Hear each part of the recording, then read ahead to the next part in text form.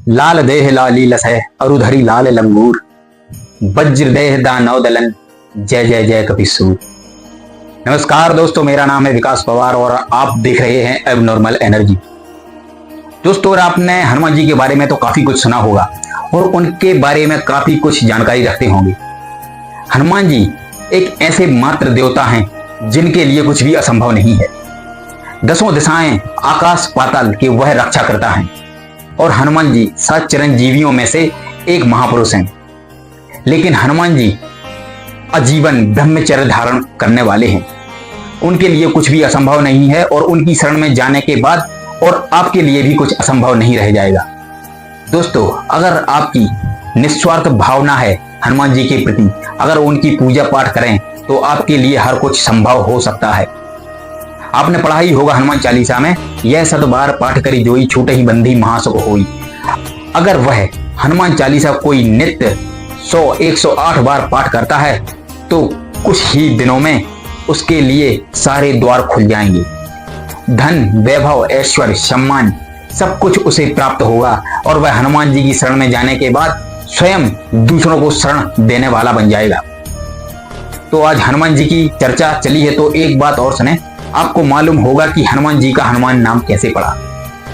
अगर नहीं है मालूम तो आज मैं आपको बताता हूं। हनुमान जी जब बचपन में अपने बिस्तर में सो रहे थे तो अचानक से उठने के बाद उनको भूख लगी, क्योंकि वो एक बानर थे और बानर का स्वभाव तो आप जानते ही होंगे कि उनका स्वभाव कैसा रहता है। उनको सुबह उठने के बाद तुरंत भूख लगी तो उन्होंने जब बाहर झांका और देखा कि सामने पेड़ पर एक लाल फल लटका हुआ है। उन्हें नहीं मालूम था कि यह उस वृक्ष की टहनियों के बीच में मुझे सूर्य भगवान के दर्शन हो रहे हैं सुबह सुबह, और यह फल समझकर उसे खाने दौड़ पड़े। लेकिन जब सूर्य के पास पहुंचे, उस पेड़ के पास पहुंचे, तो उन्होंने देखा कि यह तो पेड़ से काफी ऊपर है। तो इन्हें काफी सिद्धियां बचपन से ही प्राप्त थी और यह अपना शरीर वायु वेग से उस सूर्य की तरफ ले चले। और जब सूर्य के पास जा पहुंचे और इन्होंने अपना शरीर काफी भयानक कर लिया, बड़ा कर लिया और सूर्य को निगल गए। दोस्तों, उसी दिन सूर्य भगवान को राहु ग्रहण करने वाला था, क्योंकि वह अमावस्या का दिन था। लेकिन अचानक ही हनुमान जी पहुंचे और सूरज को निगल लिया। राहु देखकर घबरा गया, उसे कुछ समझ नहीं आया कि ये क्या हो गया है। मतलब वह ग्रहण लगाने जा रहा था और अचानक से किसी और ने ग्रहण लगा दिया। तो राहु भी मतलब उसका दिमाग उल्टा सीधा घूमने लगा कि ये क्या हो रहा। और राहु को तो मालूम भी नहीं था कि यह कौन है, कौन हनुमान, कौन क्या, क्योंकि हनुमान तो पृथ्वी पर वास करते थे और राहु कहाँ ऊपर।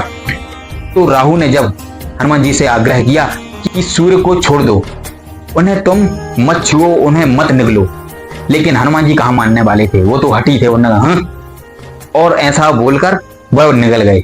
अब राहु की एक भी बात ना मानी तो राहु त्राही त्राही करते हुए इंद्रदेव के पास जा पहुंचे। इंद्रदेव से काफी मन्नतें की, प्रार्थना की कि मेरी सहायता करो, मेरी सहायता करो।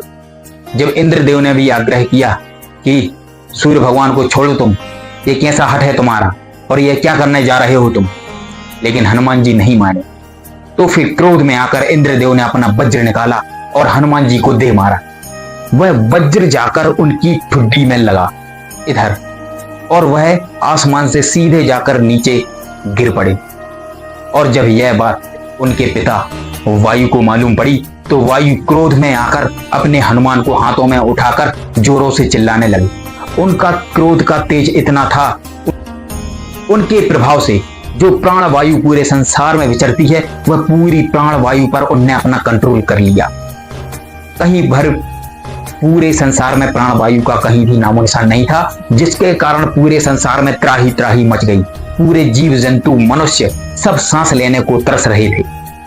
पूरे देवी देवता इकट्ठे हो गए और वायु देव के सामने चरण वंदना करने लगे, उन्हें मनाने लगे कि प्रभु ऐसा मत कीजिए, जितने भी चराचर जीव जंतु हैं सबकी मृत्यु हो जाएगी, आप अपनी प्राण वायु को निहित कर दीजिए, जैसे पहले थी वैसे ही कर दीजिए, पूरी प्राण वायु को सब में व्याप्त कर दो।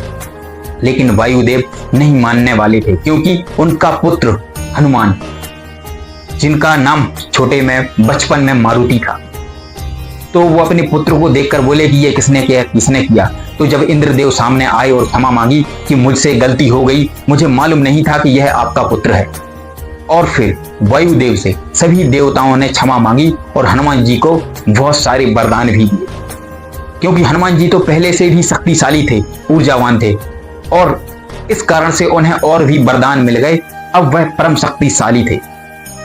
फिर ऐसा करने के बाद वायुदेव ने अपना प्राण वायु पूरे संसार में फिर से व्याप्त किया और हनुमान जी ठीक होकर खड़े हो चले। लेकिन हनुमान जी की दाढ़ी में, अब उनकी ठुड्डी में वह वज्र का निशान था और दाढ़ी उनकी टेढ़ी पड़ चुकी थी।